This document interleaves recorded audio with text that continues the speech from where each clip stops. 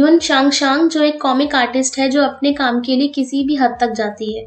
शांग फू ग्रुप के वारिस फू सिहान जो पैरों से चल नहीं सकता उसके ऊपर स्टोरी लिखती है, पर कैरेक्टर को अच्छे से समझने के लिए वो एक दिन फू सिहान को स्टॉप करती है और पकड़ी जाती है। पकड़े जाने पर शान को सब सच बताना पड़ता है, पर सिहान उसके और उसकी कंपनी के ऊपर कोर्ट केस कर देता है। कंपनी का मालिक शान से कहता है कि चाहे जो भी हो तुम्हें ये मैटर सॉल्व करना होगा।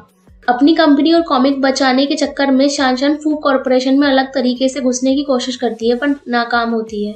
फिर शान पार्किंग एरिया में जाती है, पर वहाँ सिक्योरिटी गार्ड उसे कैमरे में देख लेता है और उसे पकड़ने आता है, पर शान इतने में फू सिहान की कार के ट्रंक में छिप जाती है और कार के साथ फू सिहान के घर पहुंच जाती है और वहां जाकर फू सिहान से केस वापस लेने को कहती है। उसी दौरान घर पर फू सिहान की सौतेली बुआ आ जाती है। बुआ कुछ उल्टा सीधा ना समझे इसलिए सिहान शान को बेड पर ब्लैंकेट के नीचे छिपा देता है। बुआ आके फू से डेट पर जाने को कहती है, पर फू सिहान मना कर देता है, तो वो सिहान से कहती है कि मुझे कोई वजह दो। सिहान ब्लैंकेट हटा देता है क्योंकि मेरी पहले से ही गर्लफ्रेंड है। शान सोचती है कि शायद फू सिहान के ऊपर फैमिली प्रेशर है और अगर वो उसकी हेल्प कर देगी तो शायद फू सिहान खुश होकर उसका केस वापस ले ले। तो क्या था, शान सिहान की गर्लफ्रेंड की एक्टिंग करने लग जाती है। बाद में शान केस वापस लेने को कहती है। सिहान कहता है कि तुम्हें पता है ना किसी के घर पर ऐसे घुसना कितना बड़ा क्राइम है, पर मैं तुम्हें छोड़ रहा हूँ, अब जाओ यहाँ से। और शान को वहाँ से बाहर निकाल दिया जाता है। अगले दिन दादा और बुआ साथ आते हैं और फू सिहान से उस लड़की का पूछते हैं जो रात उसके कमरे में थी। फू सिहान झूठ बोल देता है कि यून शांगशान यून ग्रुप की बेटी है। कोई यून ग्रुप के बारे में ज्यादा जानता नहीं होता क्योंकि वे कनाडा रहते होते हैं, पर तब भी बुआ फू सिहान की शादी अपनी पसंद की लड़की जीरो से कराना चाहती है, पर सिहान इससे बिल्कुल इनकार कर देता है। दादा शांग से मिलने को कहते हैं। उधर शांग की मम्मी हॉस्पिटलाइज्ड होती है तो वो हॉस्पिटल में होती है। फू सिहान शांग को अपनी फियांसे होने का नाटक करने को कहता है।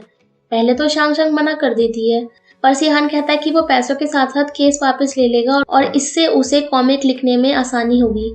शांग इसके बावजूद मना कर देती है। सिहान कहता है कि सोच लो तुम्हारी मॉम हॉस्पिटलाइज्ड है और उनके इलाज का खर्चा भी वही उठाएगा। दोनों कॉन्ट्रैक्ट साइन करते हैं। अगले दिन शान फू मेंशन पहुंचती है, पर नर्वसनेस की वजह से वो वॉशरूम जाती है। वॉशरूम से आते हुए शांग आंगन में एक बुढ़े आदमी को देखती है जो कटहल काट रहा होता है, तो शांग उन्हें देखकर कहती है कि कितने बुरे लोग हैं, कैसे इतनी बड़ी कटहल आपसे कटवा रहे हैं।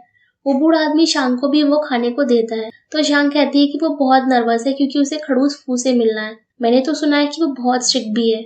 तुम इतनी प्यारी हो, उन्हें पक्का अच्छी लगोगी। फिर शांग रास्ता पूछ वहाँ से जाती है। वही दादाजी मिस्टर फू होते हैं। ये देख शांग बहुत शौक हो जाती है।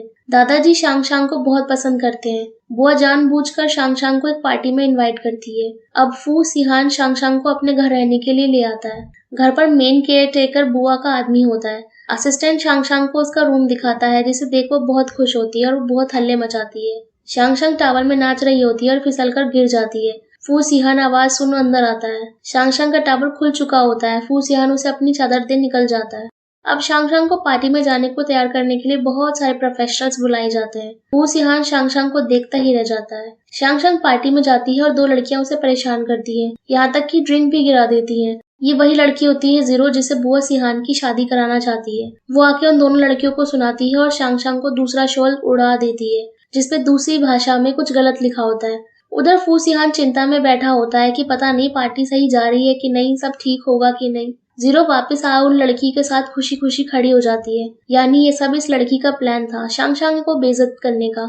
बुआ फ्यूचर मिसेस फू को अनाउंस करती है और शांग उस शॉल के बिना आती है और उस लड़की को देख मन में कहती है कि इसे क्या लगता है, मुझे पता नहीं है कि कितने साल से ये सिहान को पटाने में लगी है। तुम चालाक तो मैं महा चालाक। जीरो आके शांग को ड्रिंक ऑफर करती है, पर शांग जीरो के ऊपर ड्रिंक गिरा देती है और वही शॉल उड़ा देती है जो उसने शांग को दिया था। गुस्से में आके वो शांग के मुंह पर ड्रिंक फेंक देती है, पर शांग जीरो को पूल में धक्का दे देती है। बुआ शांग को बहुत सुनाती है।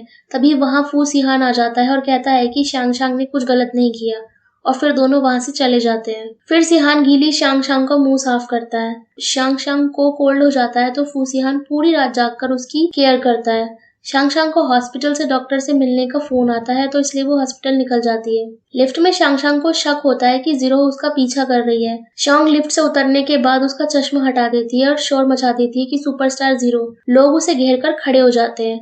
शांग फिर अपनी मॉम से मिलने जाती है, पर वो अपने वार्डमेट के साथ गेम खेलने में लगी होती है और वो लड़का शांग के साथ भी गेम खेलता है। शांग जब वापस आ रही होती है तभी एक बूढ़ा आदमी बेहोश हो जाता है, तो शांग उसकी हेल्प करती है और उनको हॉस्पिटलाइज कराती है। शांग शांग घर वापस आती है तो फू सिहान उसे बहुत सुनाता है कि तुम ऐसे कैसे जा सकती हो, अगर लोगों को पता चल जाता तो क्या हो सकता था। शांग से माफी मांगती है और लटका मुंह लेके वहां से चली जाती है। सुबह दोनों ग्रैंडमा के बर्थडे का गिफ्ट खरीदने के लिए निकलते हैं तो देखते हैं कि बाहर बहुत सारे रिपोर्टर्स इकट्ठे हैं और वे शांग से पूछते हैं कि आपका और मिस्टर फू का क्या रिश्ता है, मेरी मंगेतर का।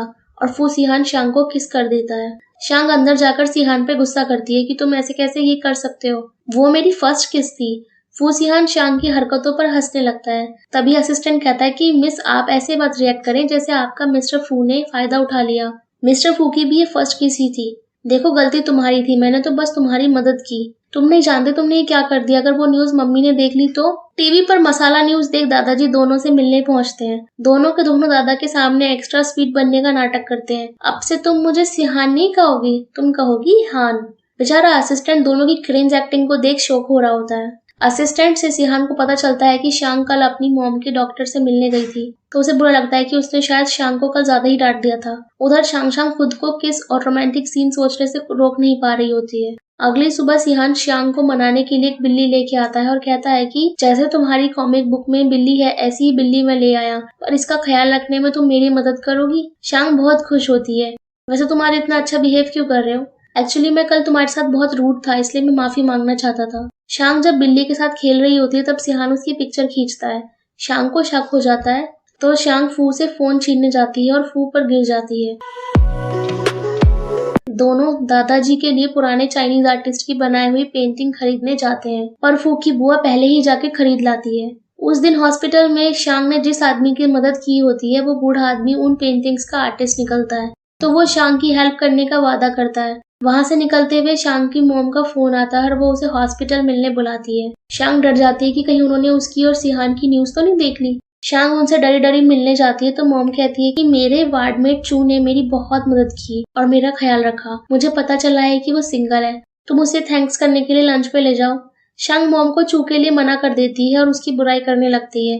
पीछे से चू ये सब सुन लेता है। अब शांग उसे गार्डन में ले जाके कहती है कि देखो मेरा ऐसा कोई मतलब नहीं था।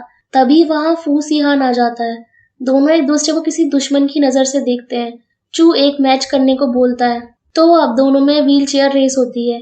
फू सिहान रेस जीत जाता है। चू हारने के बाद व्हील चेयर से खड़ा होकर निकल जाता है और सब उसे देखते रह जाते हैं। असिस्टेंट कहता है कि सर आपके तो हाथ छिल गए।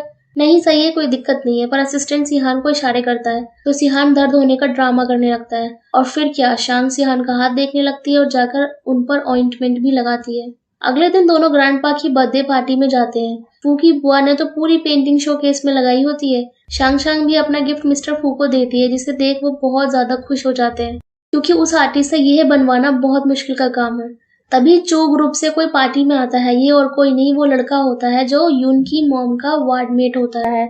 शांग शांग डर जाती है कि कहीं ये सबको उसकी सच्चाई ना बता दे, पर चो किसी को भी कुछ नहीं बताता और शांग शांग के साथ डांस करने को कहता है। दोनों डांस करते हैं। अब हमारा हीरो फू सिहान दोनों को साथ साथ देख जेलस होता है और शराब पी लेता है जिसमें कुछ मिला होता है। धोखे से एक वेटर फू को एक रूम में भेज देता है। उस रूम में जीरो आती है और सिहान को सिड्यूस करने लगती है और दूसरी तरफ बुआ दादाजी को जानकर उस रूम में लेकर आ रही होती है ताकि दादा दोनों को ऐसी हालत में देख लें। पर दादा के वहां पहुंचने से पहले शांग वहां पहुंच जाती है और जीरो को बेहोश कर छिपा देती है। जब दादा रूम में एंटर करते हैं तो वे शांग शांग और सिहान को साथ देखते हैं। बुआ का यहाँ सारा प्लान का कचरा हो जाता है। दादाजी भी वहां से खुशी खुशी चले जाते हैं। ऐसे बैठे बैठे शांग को भी नींद आने लगती है और वो सिहान के ऊपर बैठे बैठे सो जाती है। सुबह होती है और शांग खुद को सिहान के साथ बेड पर पाती है जो उसे ही देख रहा होता है। शांग शांग झटके से उठती है। मैं तुम्हारे बेड पर क्या कर रही हूँ? और मेरे कपड़े वो किसने चेंज किए? अब इतना भी कुछ देखने लायक नहीं था, मैंने पहले सब देख लिया था। वैसे रात तुम नींद में बड़बड़ा रही थी। अरे नहीं, क्या कह रही थी मैं? एक मोमेंट बन जाता है और सिहान शांग के करीब जाता है, पर शांग बेचारी वहां से भाग जाती है। उधर बुआ और जीरो अपना प्लान फेल होने पर एक दूसरे से लड़ रहे होते हैं। अब डिनर टेबल पर खाना सब शांग शांग की पसंद का होता है, तो शांग पूछती है कि ये तो रूल के हिसाब से यहाँ नहीं होना चाहिए। अब से जो तुम्हें पसंद है वही रूल होगा। आज से तुम अपनी कॉमिक बुक की तरह मुझे हैन नाम से बुलाओगी। बेचारी शांग को बहुत हिम्मत लगती है बोलने में। फिर शांग हिचकिचाते हुए सिहान से उसके पैरों के बारे में पूछती है, जिसपे सिहान बताता है कि 7 साल पहले एक एक्सीडेंट की वजह से ऐसा हुआ। मैंने सुना है कि उसमें तुम्हारे पापा। हाँ, उस एक्सीडेंट में मैंने मेरे पापा को खो दिया था। नेक्स्ट सीन, फू सिहान किसी अमेरिका में रहने वाले से फोन पर बात करता है और असिस्टेंट से कहता है कि इसका मतलब वो एक्सीडेंट नहीं था, बल्कि सोची समझी साजिश थी। और तभी फू सिहान अपनी चेयर पर से खड़ा हो जाता है। अब फू सिहान सबूत लेने अमेरिका जाने की बात करता है। तो क्या हम तुम्हारे पैरों का सच मिस यून को बता दें? नहीं, जितना उसे पता होगा उतना उसके लिए खतरा हो सकता है। शांग काउच पर सो जाती है तो सिहान उसे गोदी में उठा बेडरूम में लेके जाता है। अगले दिन ब्रेकफास्ट पर शांग असिस्टेंट सिहान को पूछती है तो वो सिहान का अमेरिका जाने का बताता है। असिस्टेंट बताता है कि उनकी गैर मौजूदगी में उनकी जगह तुम कंपनी संभालोगी। क्या? मैं? कैसे? मुझे तो कुछ नहीं पता। आपको आज एक डील साइन करनी होगी और उन्होंने पहले ही बोर्ड को बता दिया है। तो बुआ सिहान के पीछे खुद को बॉस मानकर डील साइन करने बैठ जाती है, पर शांग वहां आती है और बुआ को वहां से भगा खुद डील को साइन करती है। अब बुआ की यहाँ हो जाती है भयंकर वाली बेइज्जती और ईगो हर्ट। कंपनी में चू ग्रुप का एम्प्लॉय आके हंगामा करता है और कहता है कि तुम्हारी कंपनी ने हमें सारा माल लो क्वालिटी पहुंचवाया है, और वो चू ग्रुप की बकायदा फाइल दिखाता है। शांग सब कुछ चेक करने के लिए टाइम मांगती है। शांग बहुत परेशान हो रही होती है, उसे कुछ समझ नहीं आ रहा होता है। तभी वहां चू आता है और शांग की मदद करने को कहता है और वो बताता है कि वो उसकी कंपनी का एम्प्लॉय चीटर है। मेरे पास इसके लिए प्लान है, पर मुझसे वादा करो इसके बाद मेरे लिए भी कुछ करना होगा। अगले दिन बुआ और मीडिया वहां सब इकट्ठे होते हैं और शांग से सवाल किए जाते हैं। शांग मैनेजर से सिचुएशन बताने को कहती है। बुआ, जो भी दिक्कत है वो सबको बताओ। तभी मैनेजर सबके सामने बुआ के आगे घुटने के बल बैठ जाता है। अब बस करो, मुझे इन्हें फंसाने को मत बोलो। बुआ पागल हो जाती है और पागलों की तरह चिल्लाने लगती है। अब फू रोंग यानी बुआ की दादा के सामने पेशी होती है। दादा रोंग की इस हरकत पर बहुत गुस्सा होते हैं। तुम पावर के लिए कंपनी की रेपुटेशन दांव पर लगाने चली थी। तुम अभी इसी वक्त वाइस चेयरमैन की कुर्सी पर से हटाई जाती हो। चू शियांग से कहता है कि तुम इसके बदले मुझे ट्रीट दो, कुछ गपशप करो और फिर मुझे घर छोड़ दो। पहले शियांग हिचकिचाती है, पर फिर चू के साथ डिनर पर जाती है तो खाने में हॉटपॉट मंगाया जाता है, जिसे देख शियांग बहुत खुश होती है। तभी वहां सिहान आ जाता है और दोनों इस बात पर लड़ने लग जाते हैं कि कौन शियांग को ज्यादा जानता है। रेस्टोरेंट कपल के लिए हेडबैंड देता है, पर चू उनमें से एक हेडबैंड पहन लेता है तो दूसरा हेडबैंड सिहान पहन लेता है। डिनर के बाद सिहान शियांग को साथ ले जाने को कहता है तो चू कहता है कि उसने मुझसे प्रॉमिस किया था। तो एंड में सिहान चू को छोड़ने चला जाता है और बेचारी शियांग को रोड पर ही छोड़ जाता है। बेचारी पीछे से चिल्लाती रह जाती है। अब इस हरकत के बाद सिहान को शियांग को मनाना ही था। सॉरी, मैं बस उसे तुम्हारे साथ नहीं देख सकता। सिहान, मैं एक बात सोच रही थी कि ये रिलेशनशिप कॉन्ट्रैक्ट ठीक नहीं। उसने क्या कहा है तुमसे जो ये बात तुम एकदम से कर रही हो? क्योंकि एक रियल कपल को कॉन्ट्रैक्ट की क्या जरूरत? हाँ, हमारा कॉन्ट्रैक्ट अभी से खत्म और अब से तुम मेरी असली मंगेतर हो। सिहान किस करने लगता है तो शांग रोकते हुए कहती है कि अभी थोड़ी जल्दी है, अभी तो तुम टेस्टिंग पीरियड में हो। तुम्हारी परफॉर्मेंस देखकर ही तुम्हारा ऑफिशियल बॉयफ्रेंड बनाया जाएगा। सिहान तब भी किस कर देता है। फू सिहान, ये चीटिंग है। फू सिहान, ये चीटिंग है। शांग फिर कंबल ओढ़ लेती है। अब दोनों एक बेड पर लेटे होते हैं। शांग को बहुत अजीब लग रहा होता है। मैं तुम्हें सोते हुए देखूंगा। नहीं, ऐसा तो मैं नहीं सो पाऊंगी, तो मैं अपनी आंखें बंद कर लेता हूँ। सिहान को ऐसे देख शांग उसे एकदम से हक कर लेती है। बेचारा सिहान की तो सांसें ही अटक जाती है। शांग को सुबह सुबह वीडियो कॉल आता है जिसमें उसके कुछ रिश्तेदार उसकी मम्मी के हॉस्पिटल वार्ड में होते हैं। यह देख शांग जल्दी से हॉस्पिटल के लिए निकल जाती है। रिश्तेदार मम्मी से कहते हैं कि हम एक दूसरे की मदद करनी चाहिए। तुम्हारी बेटी ने इतना अमीर लड़का ढूंढ लिया है शादी के लिए, तो क्या तुम कुछ पैसे उधार दे सकती हो? क्या लड़का? तभी वहां शांग पहुंच जाती है और उन रिलेटिव्स को झाड़ वहां से भगा देती है। अब मम्मी को पता चल गया तो वो उससे लड़के के बारे में पूछती हैं। शांग बताती है कि वो किसी से प्यार करती है और वो उसके नॉवल का ही कैरेक्टर है, पर आंटी शक करती है कि शांग कहीं तुम मेरी वजह से तो किसी के साथ नहीं हो। शांग के बहुत समझाने पर आंटी मान जाती है। शांग जब घर पहुंचती है तो देखती है कि वही रिलेटिव्स वहां मौजूद हैं और सिहान से बात कर रहे हैं। शांग को देख सिहान सब समझ जाता है और दोनों को बाहर निकलवाता है। रिलेटिव्स के जाने के बाद शांग अपनी आइडेंटिटी रिवील को लेकर स्ट्रेस करती है कि वे दोनों दादाजी से आइडेंटिटी छुपाकर धोखा दे रहे हैं, पर सिहान कहता है कि जब सही मौका आएगा वो उनको सब बता देगा और वो शांग की मम्मी से भी मिलने का वादा करता है। अगले दिन शांग जब सोकर उठती है तो देखती है कि वो दोनों रिलेटिव वहां एज सर्वेंट काम कर रहे हैं। तभी वहां दादाजी और बुआ आ जाती हैं। शांग दोनों को वहां से भगाने की कोशिश करती है पर नाकाम रहती है। दोनों रिलेटिव्स दादाजी के सामने शांग का भांडा फोड़ देते हैं। शांग फिर दादा के सामने पूरी सच्चाई बताती है। सिहान वहां पहुंचता है, माहौल देख वो पूरी जिम्मेदारी खुद पर लेता है, पर शांग खुद को जिम्मेदार बताती है। इतने में ही दादा को कुछ हो जाता है। बाद में दादा शांग को अपने कमरे में बुलाते हैं। जब शांग रूम से बाहर आती है तो सिहान से ब्रेकअप करने को कहती है। अब मेरे जाने का समय आ गया, मैं तुम्हें जाने नहीं दूंगा, ये मेरी खुद की मर्जी है। तुम श्योर हो कि तुम मुझे छोड़ना चाहती हो? सिहान, मैं जब तुम्हारे साथ थी तो बहुत खुश थी, पर दादाजी को, इस फैमिली को तुम्हारी जरूरत है, तुम्हारी जिम्मेदारियां हैं, मुझे भूल जाओ, तुम्हें मुझसे बेहतर कोई और मिल जाएगा। सिहान दादाजी से बात करता है तो वो उसके सामने शर्त रख देते हैं कि फू ग्रुप या शांग शांग।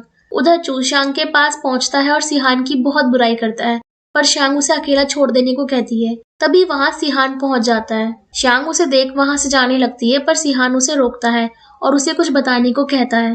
दादाजी ने कहा है कि वो मुझे फू ग्रुप का मालिक बनाना चाहते हैं, पर उनकी शर्त है कि मैं तुमसे नहीं मिल सकता, तुम्हें यही करना चाहिए। मैंने मना कर दिया क्योंकि मैं तुमसे अलग होने का सोच भी नहीं सकता, जिंदगी तुम्हारे बिना। तभी सिहान व्हील चेयर पर से खड़ा हो जाता है। 7 साल पहले मैं पापा के साथ एक ट्रिप पर गया था, तब वहाँ एक्सीडेंट में पापा नहीं रहे और मेरे पैर बहुत बुरी तरह इंजर्ड हो गए और मैं व्हील चेयर पर आ गया। मुझे शक है कि इस सब के पीछे फू रोंग थी, जिसने कार के ब्रेक के साथ छेड़खानी की, क्योंकि उसे पापा की पोजीशन चाहिए थी। अगर उसे कुछ चाहिए तो उसे पाने के लिए वो कुछ भी कर सकती है। मेरे पास कुछ चारा नहीं था, इसलिए मुझे खुद को कमजोर बेचारा दिखाना था, जिससे वो सतर्क ना हो। मैंने चुपचाप फिजिकल ट्रेनिंग ली जब तक मेरे पैर पूरी तरह से रिकवर न हो गए। मैं यूएस भी कुछ सबूत इकट्ठे करने गया था, पर उसने हर एक सबूत मिटा दिया। अब एक ही चारा बचा है कि वो अपने क्राइम खुद एडमिट करे, और उसके लिए मुझे तुम्हारी मदद चाहिए। तुम्हारे आने से पहले मेरी जिंदगी बेमतलब थी, पर तुम्हारे आने के बाद उसे मकसद मिला है। पैसा, पावर, स्टेटस मेरे लिए कुछ मायने नहीं रखते। मैं सब कुछ दांव पर लगाने को तैयार हूँ, सिर्फ तुम्हारे साथ रहने के लिए। अब हमारे बीच और कोई सीक्रेट नहीं है। शांग शांग, तुम मुझे ऐसे मत छोड़ो।